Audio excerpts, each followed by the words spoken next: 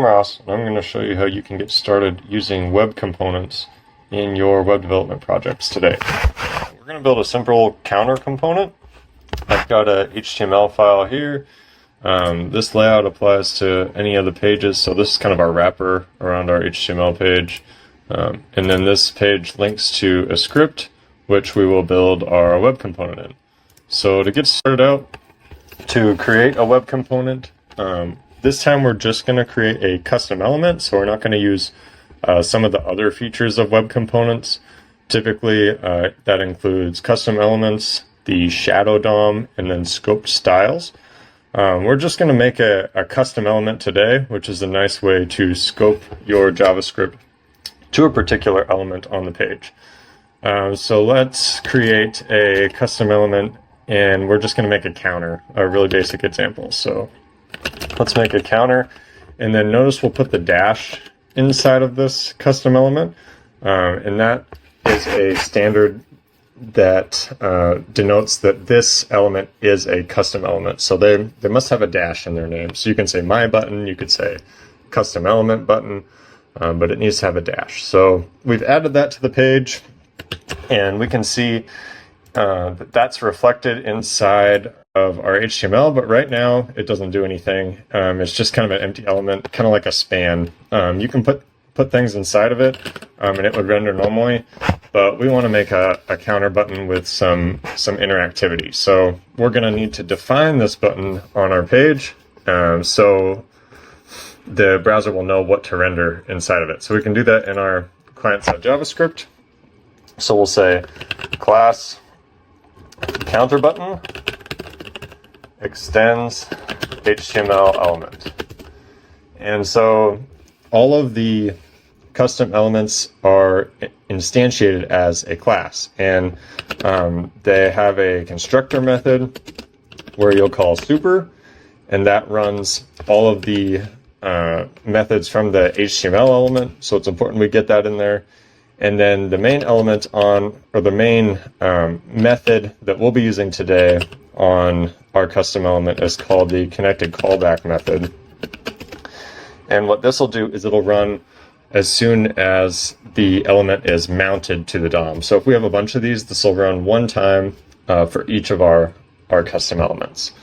So let's just log something here and make sure that it's working.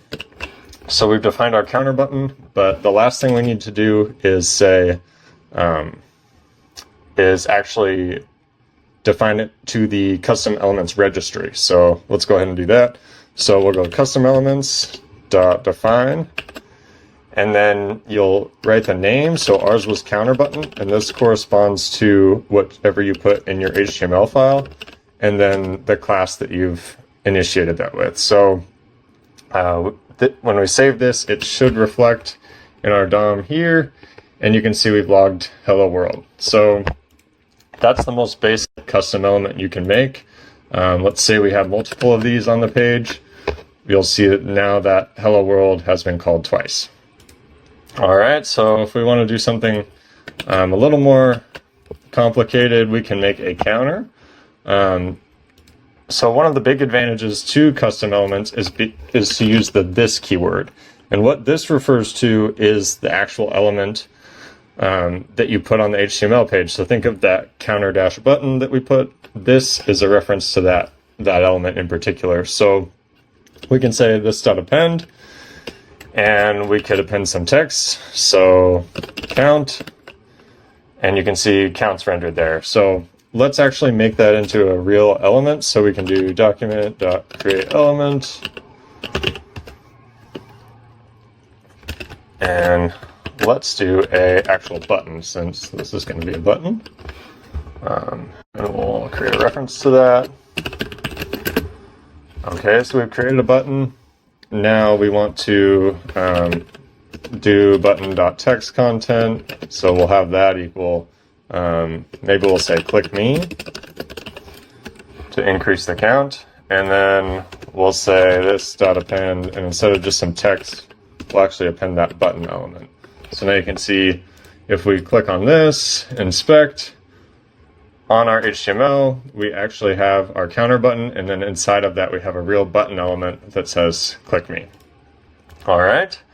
So I have Tailwind set up in this project, so maybe we give that some classes, sorry.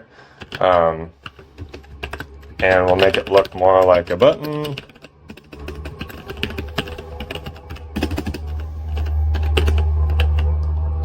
Okay, so now we have a real button. So just like in normal HTML, we have a way to create the button and then also append the button.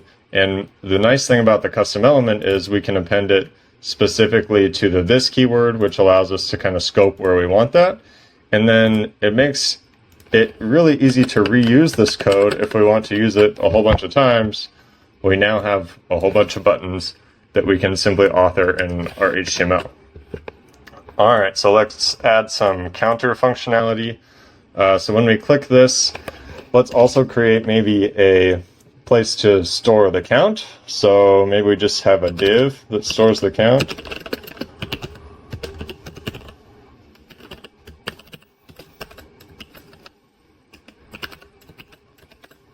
Okay. And let's also add that to inside of our custom element. We want to also render that inside. And what do we want that div to say? Let's start it at 0. So count.text content equals 0.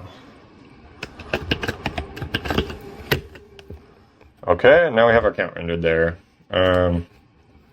All right, so when we click the button, now we want to basically get the count, and then we'll increment it by 1 and then display the new count. So when we're going to add an event listener to our button that listens for whenever it's clicked, and what will it do?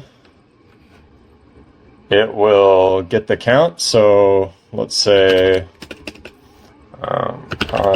current count equals count.textcontent dot, I guess in the beginning we're going to say parse int. We want to get the integer out of there. And let's see what I'm doing wrong here. Okay, so it could be null. Text content could be null. So if it's null, we're just going to have it be 0. So let's just log our current to make sure that's working correctly. So it should log 0 here. We got 0. Notice that's a number since we did parse int. So we're going to take current. So we're going to create a new, const new equals current plus 1. Oh, and new is a keyword, so we can't use that. Let's do new count. And then we're going to change the text content of the count element to equal the new count.